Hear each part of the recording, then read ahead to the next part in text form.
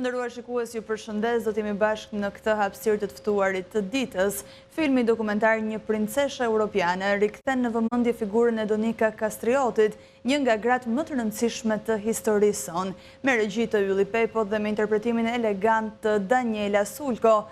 Filmi ka zgjuar interes të veçantë, jo vetëm për temën që trajton, por dhe për mesazhin që përcjell. Për të folur më tepër për këtë rol sfidues dhe për përjetimet e saj në këtë projekt, kam të ftuar në studio aktoren Daniela Sulko. Zonja Sulko, ju përshëndes dhe kënaqësi që jeni me ne. Mirë se u gjeta. Zonja Sulko, si erdhi kjo oferta për të luajtur rolin e Donika Kastriotit në filmin Një princeshe europiane? Cilat ishin ato emocionet e parë? Në kuadrin e veprimtarive për formimin e vetëdijes historike dhe patriotike. Kjo provë mes 16 grave dhe vajzave të tjera jam zgjedhur unë për këtë kinoprovë. Ka qenë gjithmonë ëndra ime në fakt që të bëhesha aktore dhe e realizova nëpërmjet këtij projekti. Ishte një kënaqësi e veçantë sepse normalisht është realizimi i një ëndre dhe një figurë shumë e dashur për mua. Pra ju nuk jeni aktore, ju keni angazhime të tjera në jetë dhe kjo ka qenë thjesht pasioni juaj? Po, kam angazhime të tjera në jetë në fakt. Por është punë e bërë me pasion dhe tamam ai realizimi i ëndrës time. Çfarë do të thotë për ju të interpretoni një figurë historike si Donika Kastrioti, pra realizimi një ëndre që të ishit aktore, por dhe një rol kaq rëndësishëm se Donika Kastrioti? Mendoj që roli Donikës do ishte një rol shumë i dashur për gjitha vajzat dhe gratë shqiptare. Donika shfaq ato tipare të cilat ne i kemi, por jemi të pavetëdijshëm. Donika shfaq tipare dhe një grua të fortë, një grua me pushtet, një grua fisnike, një grua e dhemshur. Pra tipare që gratë shqiptare edhe unë vetë madje i kam dhe tashmë jam më e vetëdijshme për këtë. Pasi bët dhe këtë rol, apo? Si u përgatitet fillimisht për këtë rol? Pra ju e fituat këtë rol pas atij konkursi prej 16 vajzash dhe grash, a studuat më pas dokumente historike apo burimet veçanta? Si ishte që të përballeshe fillimisht me këtë rol? Po, studiova disa burime në fakt, më shumë në gjuhën italiane, nuk gjeta shumë materiale në gjuhën shqipe për Donikën. Gjithashtu dhe regjizori më vuri në dispozicion materiale për të lexuar, por në fakt është interesante se bëra edhe një përgatitje përpara kësaj, vajta vetë në Valencia dhe vizitova varrin e saj në manastirin e San Trinidadit, manastirin mbretëror të San Trinidadit, për t'u afruar me të në një farë mënyre dhe për ta ndjerë, sepse do jepet më pas që janë dhe disa skena të vrasjes së nipit të saj Alfonsit dhe ura ku ai është vrarë qëndron pikërisht përballë këtij manastiri dhe unë e vizitova vetë. Kjo ishte në përgatitje të rolit dhe në shenjë respekti për atë grua. Por cila ishte sfida më madhe në sjelljen e Donikës në ekran për ju?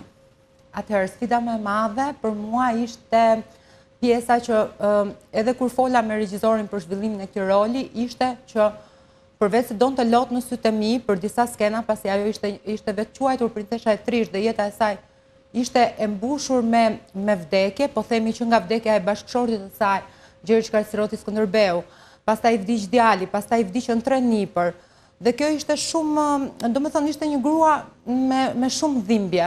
Dhe unë përveç lotëve pata një kërkesë të veçantë nga regjizori që duhet të shpreha dhimbje. Pra duhet të përfshiheshe emocionalisht komplet në rol për ta sjellë sa më reale, apo jo? Kjo e bëri pak sfidues rolin, megjithatë për fatin e keq unë kam pasur një person shumë dashur që ka përjetuar një dhimbje po themi të rëndë dhe unë e kam djerë shumë afër dhe përdora këtë për të realizuar rolin. Mendoj se ja kam dalë mirë. Ju përmendet edhe regjizorin në këtë vepër, pra si ishte bashkëpunimi me regjizorin Ylli Pepo gjatë realizimit të këtij filmi? Unë përveç se kam pasur ëndër, e kam pas dhe shumë pasion kinematografin. Dhe kam ndjekur pafund filma, domethënë që e vogël, i kam ndjekur pafund filmat dhe dokumentar. Dhe Ylli Pepo, artisti merituar, ishte idhulli im. Duke e parë si idhull të duket pak i largët, por kur e shikon në sheshgjerim, kam parë një anë njerëzore të tij, jemi bërë shumë miq, pra edhe jemi kënaqur shumë nga puna bashkë, sigurisht dhe me seriozitetin që i takon punës, pra arrin t'i mbarti të dyja, pra dhe miqësinë dhe seriozitetin për sa i takon punës. Për mua mbetet sërish një idhull, madje shumë i përforcuar imazhi i tij. Pra një idhull, një pasion i kthyer në realitet dhe një rol shumë i rëndësishëm, pra të treja në një, apo jo, në këtë vepër. Për ju, nga ajo që ju tha që keni lexuar dokumente historike dhe burime të tjera, keni vizituar dhe manastirin, çfarë përfaqëson Donika Kastrioti për identitetin kombëtar shqiptar sot? Paktën nga ato çfarë ju keni. Donika Kastrioti përfaqëson forcë, qëndres dhe vazhdimsi historike dhe tradite. Ajo migroi nga Shqipëria pas vdekjes së Skënderbeut dhe vazhdoi misionin e saj atje. Pra, ajo tregon për vlerat e shqiptarëve që edhe pse mund të jenë jashtë, po themi, kufijve aktual të Shqipërisë, siç mund të jetë diaspora ose shumë me migrantë që ne kemi jashtë, vazhdojnë të ruajnë vlerat dhe traditat dhe kulturën shqiptare. A mendoni se figura të tilla historike po njehen mjaftueshëm nga brezëri në ditët e sotme dhe po vlerësohen mjaftueshëm? Mendoj që jo. Mendoj që është edhe koha, jemi në vitin 2026 dhe ne e dim shumë mirë ndikimin që kanë rrjetet sociale tek të rinjt me shembujt e tyre që për mendimin tim nuk transmetojnë shumë vlera për fat keq. Dhe mendoj që ende nuk ka Nuk kanë as informacionin informacion të nevojshëm. Për më tepër për këtë lloj informacioni mund të ketë edhe shumë persona që ndoshta edhe nuk janë të rinj dhe nuk e kanë për fat keq, sepse nuk është se është një figurë e mbetur në hije, pra nuk është një figurë e parë nga dimensione të ndryshme historike ose dhe artistike, siç është parë nga ky dokumentar. A është rëndësishme që jo vetëm të rinjt, por siç e përmendët dhe ju dhe persona të tjerë në moshë pak më të rritur të njohin figura si ajo për të forcuar ndoshta dhe identitetin e tyre? Po patjetër, identiteti kombëtar forcohet nëpërmjet figurave historike, forcohet nëpërmjet gjuhës, nëpërmjet traditave, kështu që figurat historike janë një ushqim parësor për të ushqyer atë krenarinë që dhe neve kemi figura historike të rëndësishme dhe pse jo mos të dim sa më tepër për këto figura dhe figura të tjera përveç Donikës mund të jenë në hije dhe ne ende nuk i dim. Dhe kjo na lidh ne më tepër me vendin ton, me pjesën e të qenurit shqiptar dhe të qenurit krenar që jemi shqiptar. E vërtet. Por si mund përdoret arti edhe kinemaja për të afruar më tepër historinë me publikun? Kjo është një mënyrë e mirë për shembull. Rastik se pra. Po, ky film dokumentar është një mënyrë shumë e mirë që t'i afrojë në një mënyrë sa më të natyrshme dhe sa më informuese, që dhe ata të kenë si shembujt e TikTokut dhe Instagramit, si thash, po të kenë dhe shembuj nga figura historike të rëndësishme që përfaqësojnë vlera. Premiera e këtij filmi ka ardhur në disa shtete të botës, apo jo? Përveç Tiranës ka ardhur në disa vende të botës, por kohët e fundit edhe në Tetov. Si e përjetuat ju atë takim me të rinjt edhe me ato persona që erdhën ta ndiqnin nga afër premierën në Tetov? Ajo që e bën të veçantë premierën në Tetov është pritja madhështore që i bën filmit. Madje dua të falenderoj shumë zotin Ardian Armadani, që është kryetar i Unionit të Nxënësve të Shkollave të Mesme Tetov, i cili bëri të mundur një organizim masiv, mund të them, sepse ishin rreth 500 nxënës dhe mësues pjesë nga pushteti, domethënë antar të pushtetit lokal. Falenderoj gjithashtu, me që dolëm te kjo, falenderoj zotin Bilal Kasami, që është kryetari komunës Tetovës, i cili dha kontributin e tij dhe tregoi interesimin e tij të vazhdueshëm që ky film të transmetohej dhe të shërbente për nxënësit. Kështu që ishte një pritje madhështore, mund të them. Kjo pritja ishte si një bashkëbisedim, a patët mundësi që të bashkëbisedonit me nxënësit, por dhe me personat e tjerë që ishin pranishtëm aty? Po, dhe më pëlqeu kjo pjesa e bashkëbisedimit, sepse nxënësit ishin munduar dhe të përveç faktit që ishin jashtëzakonisht të interesuar për figurën e Donikës, ishin të interesuar dhe për mënyrën se si perceptohet ose si konceptohet një emision, që nga procesi krijues dhe deri tek realizimi i tij. Patëm një bashkëbisedim goxha të frytshëm me pyetje jashtëzakonisht interesante, më ka çuditur. Cilat ishin ato që ju bën më shumë përshtypje me që jemi këtu? Po, atëherë, ishin pyetje vërtet të thella, domethënë. Ishin pyetje, për shembull, çfarë ndryshim do t'i bënit filmit tani? U pyet do t'ylli asnjë ndryshim normalisht. nga ana teknike dhe çdo gjë shpjegonte ylli, nga ana e pjesës së prekjes pak të sheshit të xhirimit dhe me disa momente pikante nga xhirimi vazhdoja unë dhe kështu ishte një bisedë jashtëzakonisht e ngrohtë dhe shumë nxënësit ngelën shumë të kënaqur dhe ne gjithashtu patjetër, sepse transmetimi i vlerave është gjithmonë kënaqësi. Nga këto takime që ju keni patur jo vetëm në Tetov, por dhe në vende të tjera, a ndjehet sikur të rinjt jashtë vendit apo të rinjt që jetojnë jashtë Shqipërisë kanë më tepër interes për të ditur për historinë shqiptare? Po, për fat keq ende nuk ka një interesim shumë të madh nga rinia që jeton brenda vendit. Rinia jashtë vendit janë vërtet, më pëlqen fjala që ke zgjedhur, të etur për të ditur, sepse ata e lidhin ngushtë me identitetin e tyre kombëtar, që normalisht i ka bërë edhe nevoja, mund të themi, në thonjza për ta lidhur kaq ngushtë, kurse neve, duke qenë se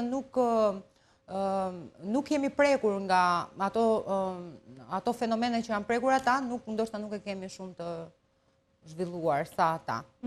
Përveç Tetovës, cilat janë vendet e tjera që ju keni shkuar për të zhvilluar këtë premierë të këtij filmi dokumentar? Unë kam qenë në disa zona në Italinë e Jugut, ku aktualisht jetojnë dhe arbresht pasardhës, pra të Donikës, dhe edhe atje filmi është pritur me një kuriozitet shumë të madh, madje dhe nga shumë persona që janë italian ose që i thjesht ishin kurioz për të ditur për këtë figurë, pra morën vesh për eventin edhe sigurisht dhe nga nxënës shkollash, kam parë lot atje në sytë e nxënësve dhe kjo më bëri të ndjesha dhe unë emocionuar dhe e prekur nga reagimi. Kështu që ka pasur emocione shumë të mëdha edhe jashtë, mund të them. Në Tiranë premiera e këtij filmi ka ardhur rreth një vit më parë. A ka mundësi apo a ka kërkesa që të rishfaqet sërish në kinemat e Tiranës? Unë nuk jam në dieni në fakt të kësaj, domethënë mendoj që po, por në fakt për momentin nuk kam dieni për këtë pjesë. E qartë. Edhe një herë për të kthyer tek roli i filmit, filmi e paraqet Donikën si një princeshë europiane. Sa aktual është ky mesazh sot në kontekstin e integrimit evropian? Shumë aktual. Të mendosh që Donika hynte në oborret mbretërore europiane përpara 500 vjetëve dhe ne diskutojmë sot antarësimin në Europë, patjetër që është shumë aktual për Shqipërinë sot. A mendoni se identiteti kombëtar dhe europian mund të ecin paralelisht? Po, patjetër. Mund të ecin paralelisht në bashkëveprim dhe pa prishur ekuilibrat mes njëri tjetrit. Po si mund të ndikojë arti në forcimin e vetdijes kombëtare pa rënë në nacionalizëm të tepruar?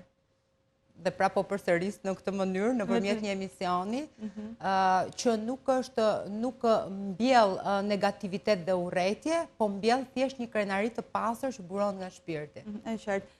Pas këtij roli dhe këtij turneu takimesh që ju keni patur, çfarë ka ndryshuar tek ju si qytetare, por dhe si artiste në këtë rol? Atëherë, ka ndryshuar kjo, pra është rritur dhe vetdia ime në pjesën në lidhje me identitetin. Është rritur ajo krenaria ime që ne kishim një zonjë kaq të madhe dhe nuk e dinim që ishte kaq e madhe. Normale që e dinim si bashkëshortja e Gjergj Kastrioti Skënderbeut dhe faktin që migroi në Itali dhe disa detaje të tjera, por jo për këtë vepër kaq të madhe që ajo ka bërë. Ajo ka ndihmuar jashtëzakonisht shumë shqiptarët që migruan andej pas ikjes së saj, dhe unë nuk isha e vetëdijshme për këtë gjë dhe tani normalisht jam më e vetëdijshme dhe më krenare për këtë grua kaq të madhe dhe sidomos që është një grua që lidhet direkt, pra ne të gjitha jemi Donika. E vërtet. Zonja Sulko, nëse ju do t'ju jepej mundësi për të marrë pjesë në filma të tjerë dokumentar apo dhe në filma, a do ta pranoni t'ju prap role të tilla kaq të rëndësishme?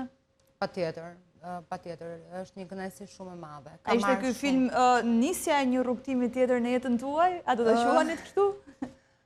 Nuk mund ta parashikoj tani, por dëshira ime jam ndjerë shumë e lumtur në atë shoqërim. Domethënë, është një punë e bërë me pasion, është bërë me dashuri për artin, sepse siç e dim, shpërblimet nuk janë, domethënë shpërblimi emocional është më i lartë se sa monetar. Mendoj që mund ta konsideroja, pse jo.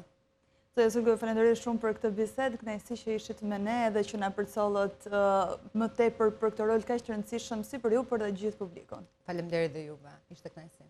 Faleminderit. Të nderuar shikues, kemi ardhur në fund të kësaj bisede, shkëputemi për një hapësirë publicitare, qëndroni me ne për të tjera zhvillime.